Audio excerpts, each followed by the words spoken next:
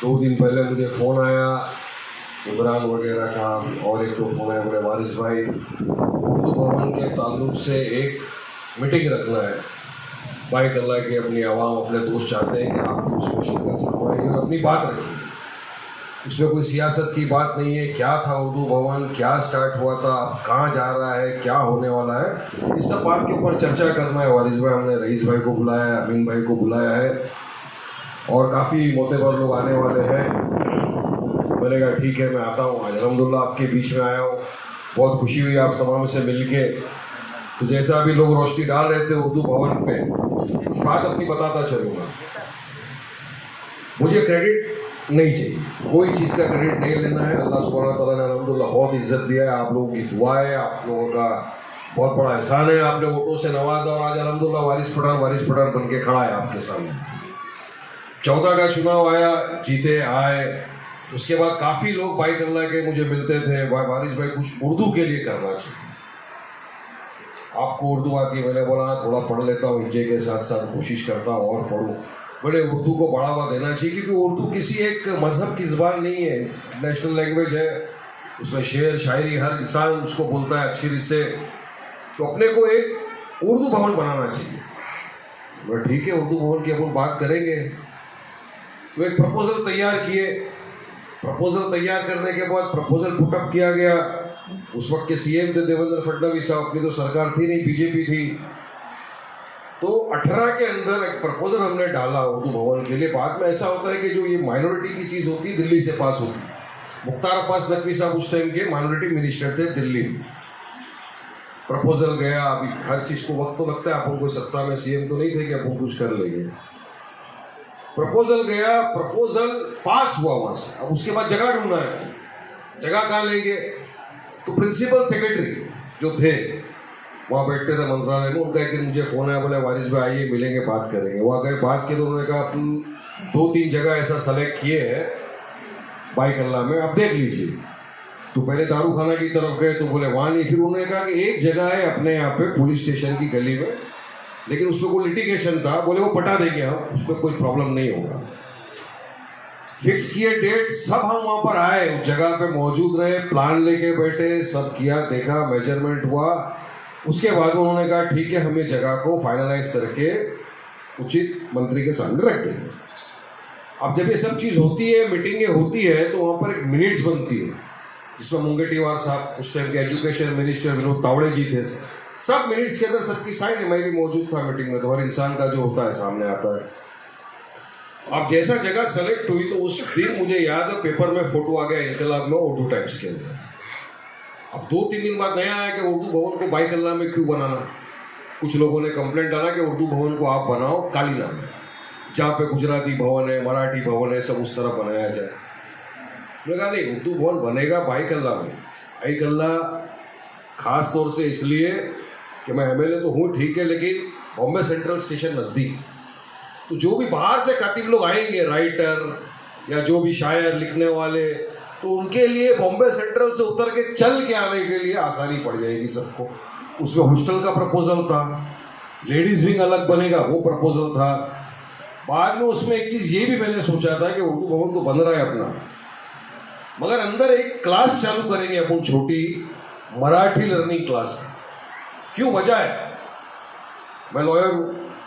अब आज की तारीख में अगर महाराष्ट्र के अंदर आपको वकालत करना है, पुलिस बनना है, कुछ भी करना है, तो आपको मराठी आना जरूरी है। रिमांड भी मराठी में, एफआईआर भी मराठी में, चार्जशीट भी मराठी में, हर चीज़ मराठी के अंदर चलता है। तो अपने बच्चों को पढ़ने का शौक है, किसको वकील बनना है, पुलिस वाला बनना है, तो हमने सोचा चलो ये भी करेंगे। वो हुआ, चल रहा था वो। तो अब उस दरमियान में ये हुआ 2018 में उर्दू न्यूज़, जो खालिद भाई है उर्दू न्यूज़ के ओनर, खालिद भाई के उर्दू न्यूज़ को 2 साल हो गए थे। तो उन्होंने एक बहुत बड़ा फंक्शन रखा बांद्रा में, ताज लैंड साइड में। उस फंक्शन में मुझे याद है चीफ मिनिस्टर फडणवीस साहब थे, मैं था, अमीन पटेल साहब, आसिम भाई थे, फिर अशोक राव चौहान साहब थे, शाहनवाज हुसैन साहब थे, काफ़ी लोग थे, मतलब बड़ा स्टेज था वहाँ, सब था। तो क्योंकि उर्दू न्यूज़ का फंक्शन था, 2 साल हुए थे उनको। तो उस वक्त के जो मुख्यमंत्री थे फडणवीस साहब, उसने उर्दू के ऊपर उन्होंने भाषण दिया। तो मुझे आज भी खालिद भाई उर्दू टाइम्स वाले ने ये वीडियो भेजा। आज आप चाहिए तो इसको चेक कर सकते हो। ये खालिद भाई ने भेजा मुझे, बोला वारिस भाई बोलिए आप, उनका तो उर्दू का पेपर है। वहाँ खड़े रहकर उन्होंने कहा जो भी आपको डेविड साहब ने सुना है। लास्ट के 1 मिनट के अंदर उन्होंने साफ तौर से कहा है कि हमने 50 करोड़ की लागत से उर्दू भवन पास किया है वारिस भाई की मतदार संघ में। बोला उन्होंने, बोला। मुझे कोई क्रेडिट नहीं चाहिए उसके बाद। अब स्टार्ट हो गया काम, 19 आ गया। अब चुनाव है, हार जीत होती है अल्लाह के हाथ में। 19 के बाद से भी प्रपोजल चालू था, काम स्टार्ट हो रहा था। लॉकडाउन आ गया 2 साल, 21, 22। अब 22 में कुछ फिरका परस्त ताकतों को ये पता चला कि कॉरपोरेशन का चुनाव आ गया है, तो तब एक स्टार्ट किया है लोगों ने कि उर्दू भवन हम करेंगे। जब तक मैं था उर्दू भवन ही था। 22 में आ गया कि उर्दू भवन, उर्दू लर्निंग सेंटर चालू करेंगे। लर्निंग सेंटर को तो छोटी सी क्लास बना के दे देंगे, तो इतना फिर जो बजट पास हुआ उसका क्या।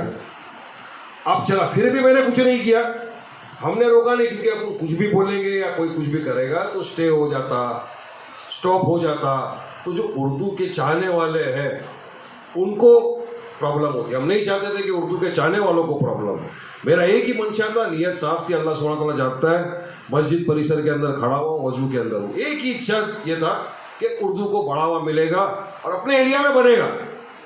भाई कल्ला के अंदर बनेगा तो उसमें हमेशा लिखा हुआ आएगा उर्दू भवन भाई कल्ला, वो नाम चलेगा हर तरफ। ये नियत से किए।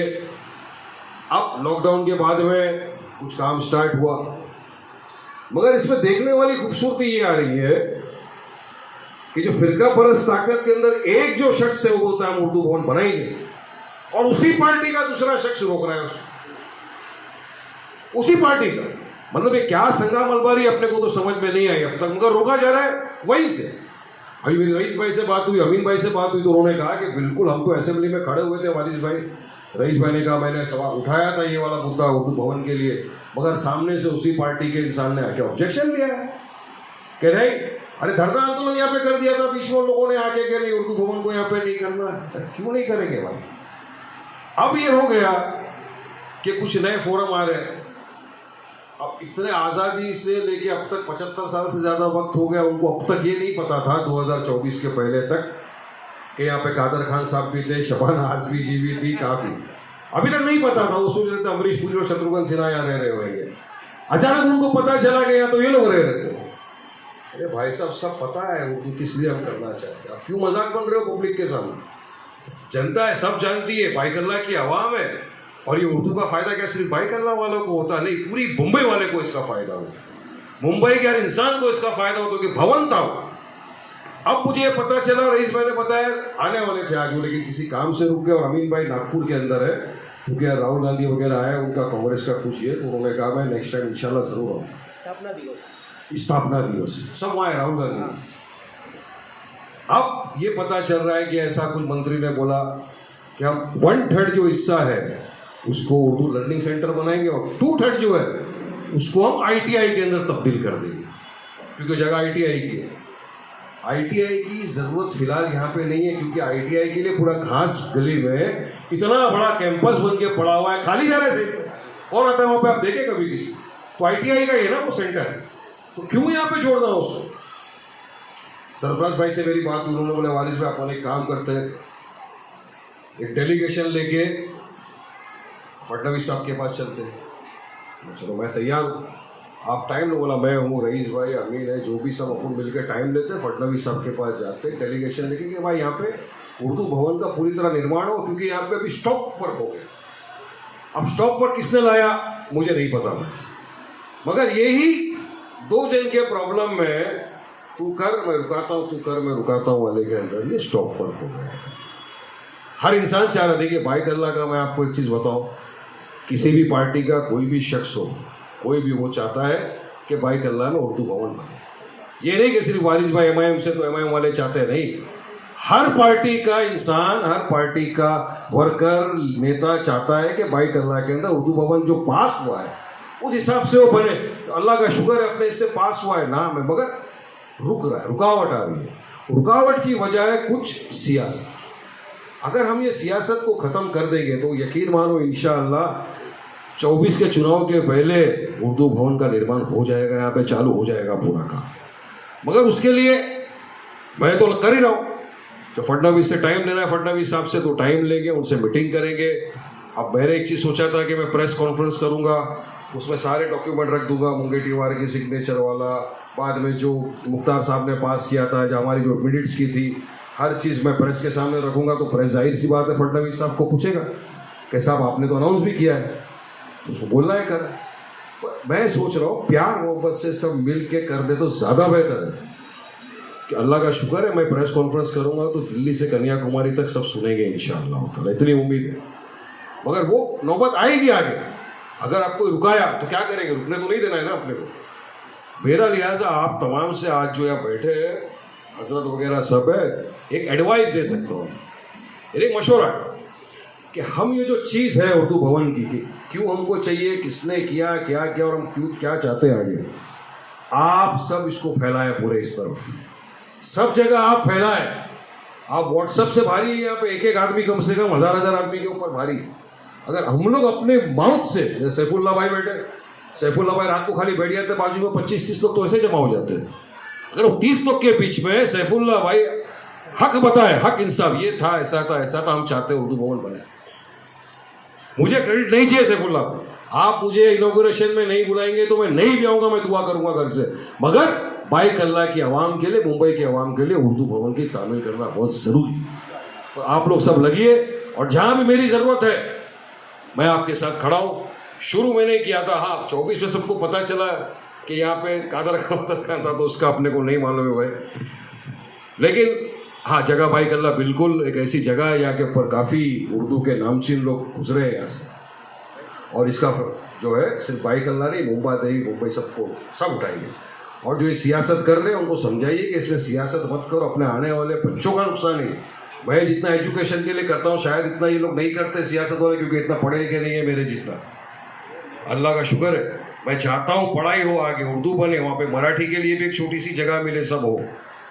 लिहाजा आपके ऊपर है, आप इस बात को आगे बढ़ाइए, इस पैगाम को, उर्दू भवन बन जाए, इसके लिए अल्लाह से दुआ भी कीजिए। मौलाना जब्बार साहब से भी हम दुआ कराएंगे कि उर्दू भवन हमारा तैयार हो जाए जल्दी, बिना रुकावट के काम शुरू हो जाए, और इसमें कोई सियासत नहीं हो। मैं आपके साथ था हूँ और इंशाअल्लाह ताला लास्ट तक खड़े रहूँगा। शुक्रिया, अस्सलाम वालेकुम व रहमतुल्लाहि व बरकातहू।